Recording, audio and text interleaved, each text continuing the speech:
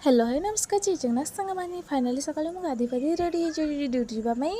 ତ ଖାଇ ପିଇକି ସାଙ୍ଗମାନେ ଆମେ ବର୍ତ୍ତମାନ ड्यूटी ବାହାରି ଯିବୁ।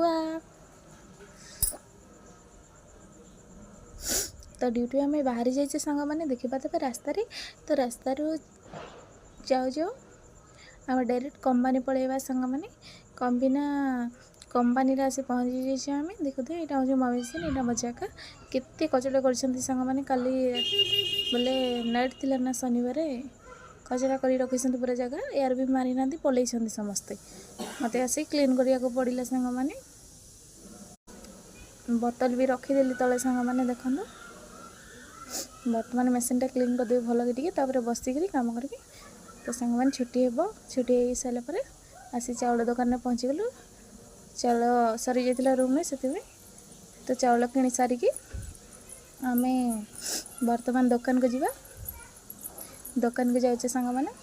दुकान में जाइए कौन पे जाऊे मार्केट होता गुरुवार दिन एत पर किसी पनीपरिया आनी नी तो पनीपरिया नाई रूम में तो किसी पनीपरिया नहीं पलैया आउ तो पनीपरिया नहीं किणीकुणा कि घर को जीवा गाधे पाधे फ्रेश हवा आउ।